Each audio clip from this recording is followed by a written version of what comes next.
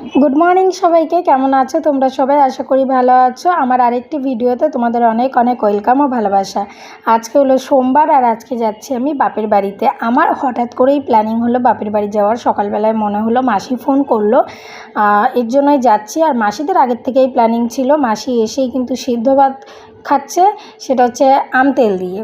তো এই ধরনের খাবার সচরাচর আমরা আমাদের ওখানে খেতে পারি না, এর জন্য আমরা এখানে আসলে আমার বাপের বাড়িতে আমি বা যেই আসুক না কেন এই জিনিসগুলোই খুব পছন্দ করি। তারপরে মাসি রান্না করতে বসে গেল মাংস, কিন্তু এখানে আদা রসুন রয়ে গেছে আর মাংস কষানো হয়ে গেছে। আবার ওটাকে কষিয়ে তারপরে মাংসটা দিয়ে মাংসটা রেডি হলো।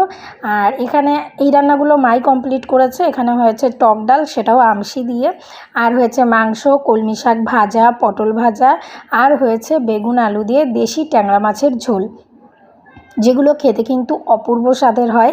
আর খেতে এখানে বোন আবার কিছু কলাপাতা কেটে নিয়ে এসেছে। আজকে দুপুরের লাঞ্চটাই কলাপাতাতেই হবে।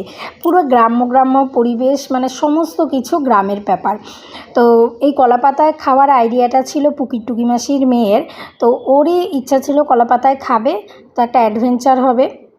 খুব ভালো লাগলো, সবাই মিলে জমিয়ে আড্ডা দিলাম। আর দুপুরের খাওয়া দাওয়াটা হলো, তারপরে খেয়ে দিয়ে আমরা চলে আসলাম পুকুর পাড়ে। এই যে পুকুর পাড়ে এসে যদি পুকুর পাড় দিয়ে হাঁটা না হয়, তাহলে আর পুকুর পাড়ের মজা কী? তো এইভাবেই আসলাম। আর আস্তে আস্তে আবার পায়ে চোরকাটাও লেগে গেছিলো। তো এগুলো দেখে সেই ছোটোবেলার কথাই মনে পড়ে যায়।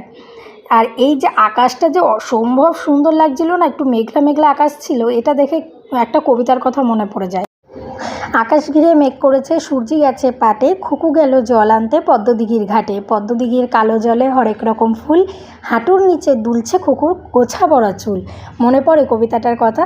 এই আকাশটা দেখে ঠিক এই কবিতাটার কথাই মনে পড়ে যাচ্ছে। তবে দুর্ভাগ্যের বিষয়, আমরা পুকুর পাড়েও আছি, আকাশ ঘিরে মেঘও করেছে, কিন্তু আমাদের কারোর হাঁটুর নিচে চুল নেই।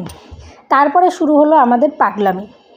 এত বড় হয়ে সবার ছেলে মেয়ে হয়ে গিয়ে বড়ও হয়ে গেল ছেলে মেয়ে, কিন্তু আমাদের পাগলামি আর শেষ হলো না। ছোটোবেলার অনেক কথা, অনেক স্মৃতি, অনেক কিছু তো মনে পড়ে। তো সেগুলোর পরিপ্রেক্ষিতে এখন তো আর এগুলো পাই না আমরা, আর দেখতেও পাই না। এখনকার ছেলেপেলেদের খেলতে দেখলেও যেরকম একটা ভালো লাগে না, সেই জিনিসটার সেই ভালো লাগাটাও এখন কোথাও আর গিয়ে পাই না। কারণ কি, এখন সবাই ফোনে এত ব্যস্ত হয়ে পড়েছে, কারোর মনে হয় না খেলার সময় আছে, এরকম একটা ব্যাপার।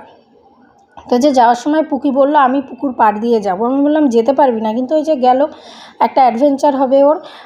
সে যেতে যে কী কাণ্ড, সে আর তোমাদের কী বলবো। তারপরে চলে আসলাম মাঠে, মানে পুকুরটা তো মাঠের মধ্যেই, পুকুরের পাশের মাঠেই চলে আসলাম। এই যে ছাগল চড়াচ্ছিল একটা দিদি, তো ছাগল নিয়েও আমরা খানিকক্ষণ মানে একটু খেলাধুলা করলাম। তারপরে চলে আসলাম বাদাম চুরি করতে।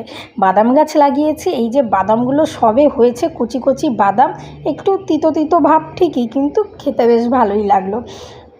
ছোটোবেলায় তো এগুলো করতাম, আসলে পরে মনে পড়ে। কিন্তু এতদিন যখন একা এসেছি, একা ঘুরে চলে গেছি, কিন্তু কোনো সঙ্গী ছিল না বলে এই বদমাইশিগুলো করতে পারিনি। তার পাশেই ছিল এই যে আম বাগান, আর আমগুলো এত নিচে হয়েছিল, এই মাসি দুটো আম তুলেছে আর আমি একটা আম ছিঁড়তে পেরেছি। তারপরে তোমার বাড়ি চলে আসলাম। এই হলো আমাদের সারাদিনের, এখনও শেষ হয়নি, পরে আরও আছে।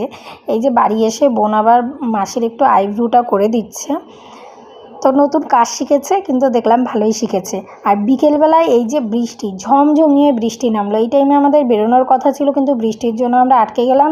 তো এই সুযোগের সদ্ব্যবহার মাসি নিল, ও বৃষ্টিতে নেমে গেল, ও বৃষ্টিতে ভিজলো, খুব খুব খুব আনন্দ করলো। ও আর আমার বোন মিলে দেখো উল্টে পড়েও গেল সব কটা মিলে, দেখে এত ভালো লাগছে। কিন্তু আমি যখন বৃষ্টিতে ভাবলাম যে যাব, তখনই বৃষ্টিটা থেমে গেল।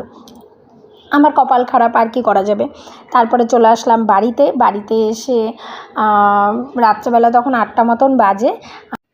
এখন হবে রাত্রে রান্না, তারপরে হবে খাওয়া, তারপরে হবে ঘুম। তো আজকের মতন ভিডিওটা এখানেই শেষ করছি। তোমাদের কেমন লাগলো তোমরা জানিও, আর যদি তোমাদের ভালো লেগে থাকে অবশ্যই আমার চ্যানেলটিকে সাবস্ক্রাইব করে দিও আর আমার পাশে থেকো। তো টাটা, আবার দেখা হবে নতুন কোনো ভিডিওয়।